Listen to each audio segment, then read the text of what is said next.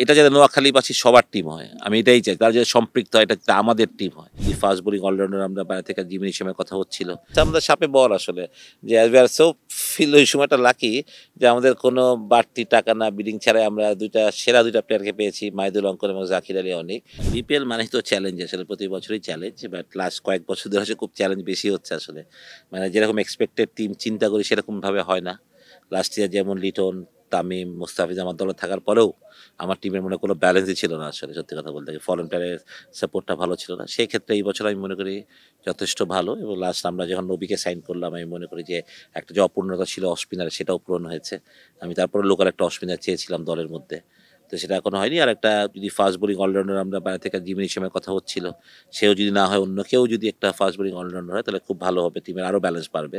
But overall আমি happy যে যা প্লেয়ার আছে, লোকালি যারা আছে, ফরেন কালেকশন যাই আছে আপাতত, আমি মনে করি অত বড় নাম নাই হয়তো বা, but it's not about name, it's about যে আপনি মাঠে গিয়ে কতটা এক্সিকিউশন করতে পারেন বা কতটা প্রয়োগ দেখাতে পারেন, যে আমরা প্ল্যান অনুযায়ী খেলতে পারি কিনা, দ্যাটস ভেরি ভেরি ইম্পর্টেন্ট।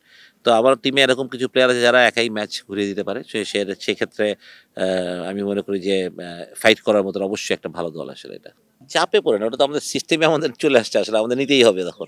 আসলে আমরা নিতে যাচ্ছিলাম না, কথাটা ভুল। আমরা সাইফুদ্দিনের জন্য ফাইট করেছিলাম, আমরা প্রথমে নাইম শেখ পাচ্ছিলাম, নাইম শেখের জন্য আমরা বিট করেছিলাম, আমরা লিটনের জন্য বিট করেছি, আমরা সাইফুদ্দিনের বিট করেছে।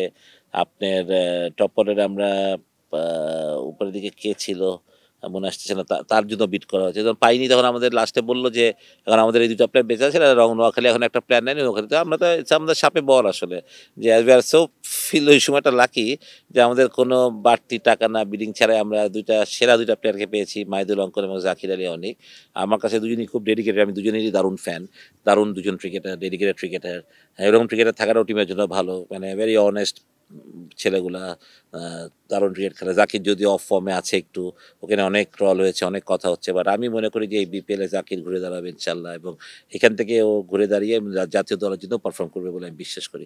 আর অঙ্কন তো সবসময় খুব, লাস্ট ইয়ার বিপিএলেও দারুণ পারফর্ম করেছে, একাও অনেক ম্যাচ জিতিয়েছে। সুতরাং এটাই বললাম যে আমার অনেক সিঙ্গেল হ্যান্ড প্লেয়ারের মধ্যে, যেমন সৌম্য সরকারের কথা যদি বলি, আমি সোহানের কথা যদি বলি, আমি জনসন চার্লসের কথা বলি, কৌশল মেন্ডিসের কথা বলি, আমি যদি নবী কথা বলি, তো আমার অনেক প্লেয়ার যারা কিন্তু সিঙ্গেল হ্যান্ডলি ম্যাচ জেতার মধ্যে অ্যাবিলিটি রাখে।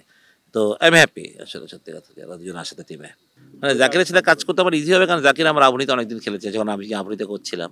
তো আমার অনেক ম্যাচ জাকির জিতিয়েছে, সেটা এগ্রেসিভ ব্যাটিং করে জিতিয়েছে, কোনোদিন টিমের প্রয়োজনে যখন উইকেট পড়ে গেছে তখন সেটা আগলে ধরে ম্যাচ জিতিয়েছে। তো আমি জাকিরকে খুব ভালোভাবে চিনি, তো আমার কাজ করতে কোনো অসুবিধা হবে না। সেটা আমি জানি যে ওর সাথে কোথায় কাজ করলে আমাদের বেটার হবে। আই বিলিভ যে জাকির উইল কাম ব্যাক এই বিপিএল থেকে ইনশাল্লাহ। আমি নোয়াখালী টিমের জন্য পাওয়াতে আমি দারুণ খুশি, যে তাদের অনেক দিনের স্বপ্ন ছিল নোয়াখালীর টিম হবে, তো নোয়াখালী এক্সপ্রেস এসেছে।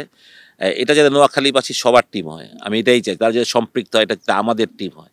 যখন এটা আমাদের টিম হবে, আমি নোয়াখালীবাসীকে মানে আশা করব তারা যাতে বাংলাদেশের ক্রিকেট কালচারে, যে সাপোর্টার কালচারে, আমি বলবো যে যারা এরা যাতে পরিবর্তন করে, তারা যাতে এই নোয়াখালী টিমের হারায়ও থাকে, জিতায় থাকে, এবং তারা যাতে পজিটিভ থাকে টিমের সাথে থ্রু আউট দ্য বিপিএল। আর এই বিপিএলটা নোয়াখালী এক বছরের জন্য পাইনি, আগামী আরও 4টা সিজন আমাদের আছে। তো আমরা ইনশাল্লাহ এখন থেকে টিম ডেভেলপ করবো, একটা বড় বিল্ড আপ করবো, একটা বড় ফ্র্যাঞ্চাইজি পরিচয় পাবে।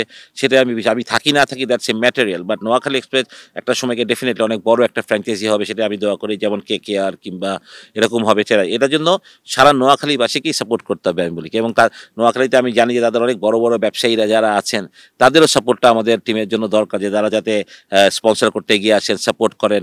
কারণ এন্ড অফ দ্য ডে ক্রিকেটে ফিনান্সটা খুব ইম্পর্টেন্ট। সুতরাং ফিনান্স না থাকলে যে আপনি সবচেয়ে বড় করবেন সেটা না। আজকে আপনি রংপুরকে দেখেন, এরা কিন্তু আস্তে আস্তে the become one of the নাম করা ফ্র্যাঞ্চাইজি ইন ওয়ার্ল্ড ক্রিকেট, ঠিক না? একসময় আমি সেটাই আশা করি, দোয়া করি, যাতে নোয়াখালী একদম এরকম ওয়ার্ল্ড ওয়াইড একটা বড় ফ্র্যাঞ্চাইজি হিসেবে পরিণত হবে।